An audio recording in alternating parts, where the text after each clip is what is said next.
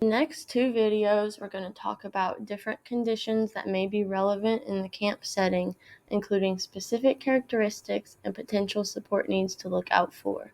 While the social model should be implemented to assess support needs based on the person rather than their condition, it is also helpful to have a general understanding of these different conditions.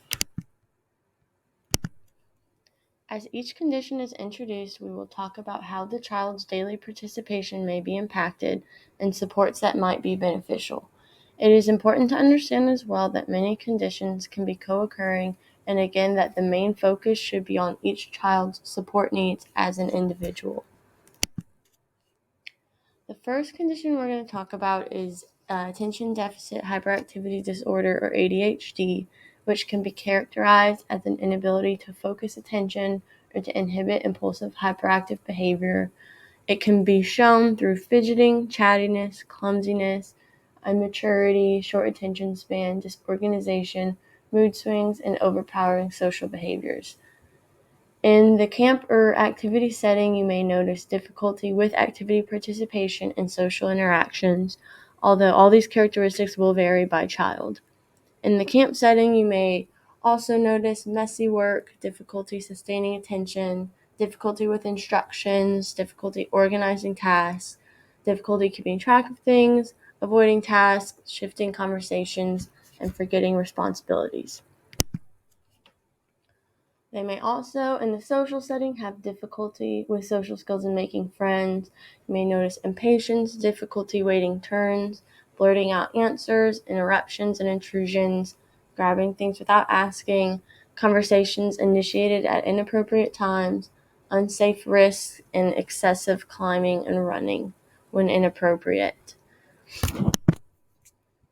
So to support a child with ADHD, first it's important to not get too frustrated. Realize when you need to take a break and understand where their actions are coming from. So things that might be helpful for them is if you're giving them a task, like a chore or something, breaking that task into small chunks so that they're not overwhelmed with it at the start. Help them practice deep breathing when they're getting overwhelmed and encourage them to take breaks throughout a task or activity. When you're designing an activity or giving them a task, make sure you're offering small successes early on to help keep their attention. Give them some measure of control so, again, they feel more motivated to continue to participate in that activity. And finally, pick activities that are intrinsically motivating to that child. So activities that mean something to that child and that they have a reason that they want to do it and that it applies to them. And if they are prescribed any medication on a normal basis, make sure that they're continuing to take that medication while you have them in your care. Another big support with a child with ADHD and a child with all of these conditions and just in general as well is having good parent communication. With parent communication, you can understand what their needs are, what works for them at home, and how you can best support them in the camp setting. At the end of the day, if you need them to be calmer, you need to provide wind down activities for them to help them calm down. When giving directions and tasks and activities, make sure they're short, simple, sequential, and one step at a time if needed. It is also helpful to give frequent feedback to balance praise with criticism to prevent frustration. Use diagrams and other visual cues to depict their responsibilities and to provide incentives. Before transitions, give them 2 to 5 minute warning so they have that time to kind of prepare and have an easier time with those transitions. If they need help, go ahead and help them organize their belongings before transitions so that, again, they don't get too overwhelmed. And assess their needs in response to misbehavior or conflict, which again can help with parent communication or just from your observation and trying different things out to see what works for them. And a lot of these supports apply to just all children. If you're having problems with transitions or helping them calm down, these are all things that can be applied to help any child. The next condition is autism spectrum disorder, which is a neurodevelopmental condition that can be characterized by impaired social communication and interaction, as well as restricted and repetitive patterns of behavior, interests, or activities. And many children with autism may also have secondary cognitive and language deficits. Common challenges that are characteristic of a child with autism spectrum disorder are difficulties with social skills, understanding nuances of conversation, interpreting nonverbal communication, making eye contact, adapting to changing routine, and modulating sensory information. Some supports that may be more specific to a child with autism spectrum disorder is recognizing their sensory needs and when they may need to take a break and what sort of sensory input they need to help them calm down. With a child with autism spectrum disorder, you should focus on giving them rewards for building social relationships rather than focusing on individual play, because it is characteristic of a child with autism spectrum disorder to sort of go off and play by themselves a lot. So really encouraging that social interaction is a good support as well. Providing structure and predictability in the day can help with any sensory overload or just stress in general. In some ways you can do that through labels, boundary setting, providing visual schedules, behavioral-based education tools, signals for when activities are completed to help with transitions, choice boards to facilitate communication, and supports while they're waiting, such as fidget tools, and just some sort of sensory input that helps them stay calm while they're not doing anything. Cerebral palsy is a condition caused by lesions in the brain, characterized by chronic motor deficits, sensation deficits, inattention, hyperactivity, learning disabilities, and behavior challenges. It can be evident in impaired muscle tone that is characteristic of cerebral palsy, can cause difficulty in mobility, coordination, muscle endurance, range of motion, balance, and posture. People with cerebral palsy often have musculoskeletal problems, contractures, and spasticity, and also often have visual perceptual deficits that can affect their day-to-day life. So the main supports for someone with cerebral palsy is, because of those physical barriers, you want to ensure accessibility in activities and in the environment, allow them extra time to transition between activities, and then understand that they may need to use technology for writing or communicating. And if they have any difficulty with behavior or learning, then you can apply some of those other supports, again, that we talked about with ADHD, a lot of that extra time and breaking down activities and just reducing the overall stress of them.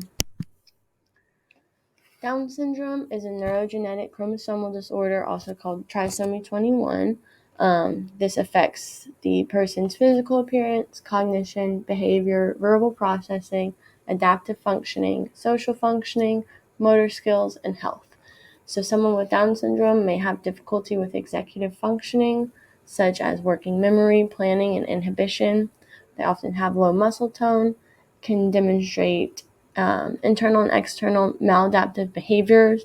Examples of external maladaptive behaviors would be inattention, hyperactivity, and aggressive behaviors.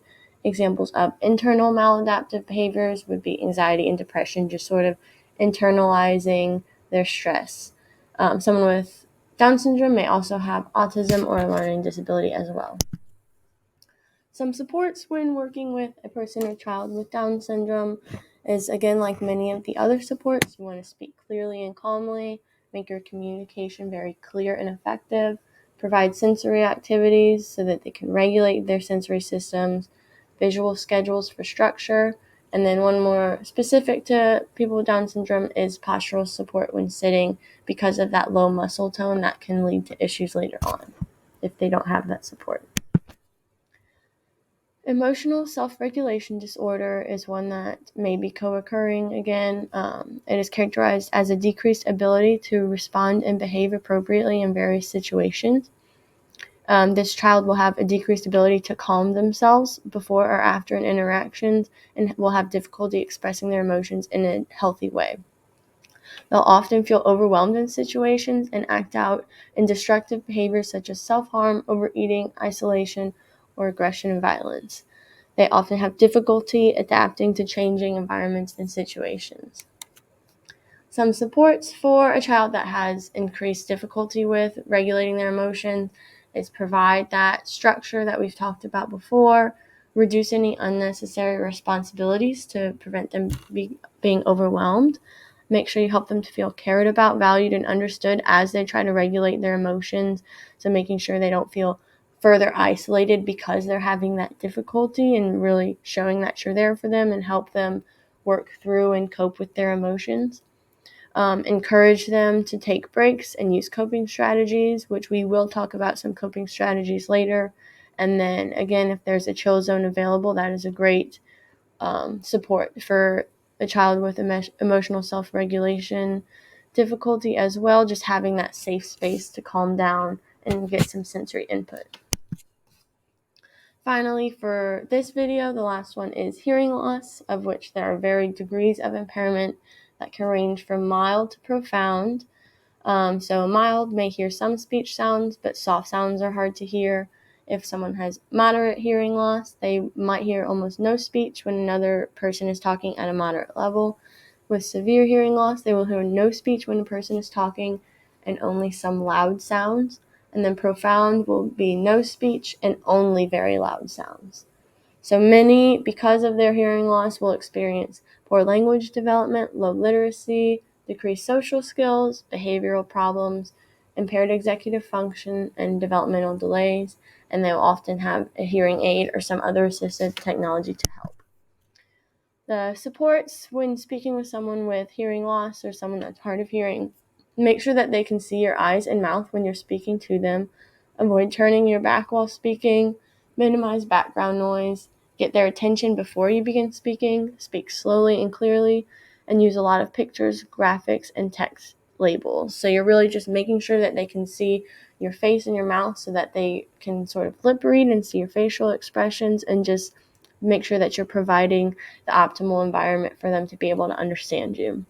In the next video, we'll talk about the rest of the conditions that are included in this training and the supports for those as well.